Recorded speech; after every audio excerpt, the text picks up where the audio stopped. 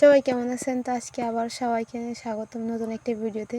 আজকে দেখাবো আপনাদের একটা গরু খামার। এখানে হচ্ছে দুধের জন্য গরু পালন করা হয়েছে। একটা গরুতে প্রায় 15 থেকে 20 কেজি দুধ হয়। আর এই যে বাছুরগুলা জাত, এর কি জাত, এগুলো হচ্ছে ফ্রিজিশিয়ান। আর এগুলা আনা হয়েছে হচ্ছে পাবনা থেকে। পাবনা এই ধরনের গরুগুলো পাওয়া যায়, ছোট বাচ্চা কিনে নিয়ে আসে, পরে বড় করা হয়েছে। কারণ কখনো একজন খামার এত বড় একটা গরু যেটা 15 থেকে 20 লিটার দুধ দেয় সে কখনোই বিক্রি করবে না। তো বাছুর কিনে নিয়ে আসা হচ্ছে, তারপরে সেগুলো পালন করে বড় হয়ে বাচ্চা হয়ে দুধ দেওয়া পর্যন্ত এই যে এত বড় গরুগুলা।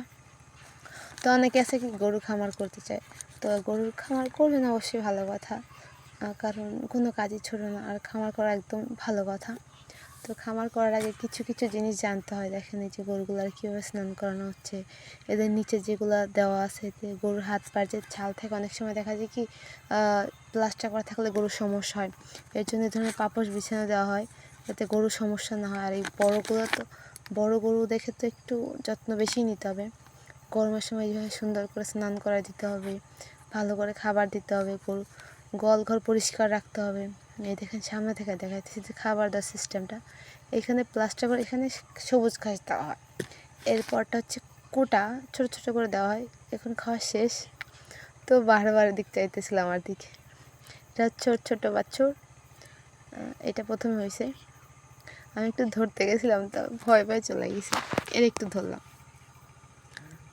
এটা হচ্ছে এখানে এখানে দুইটা সিস্টেম করছে, বাছুর ছোটো না একসাথেই দিছে। এইখানে সিস্টেমটা একটু অন্যরকম।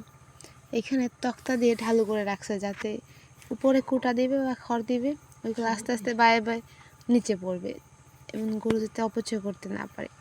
সব কিছু মিলায় খামারটা বেশ ভালোই। আপনারা চাইলেও কিন্তু এরকম গরু একটা খামার করতে পারেন দুধের জন্য।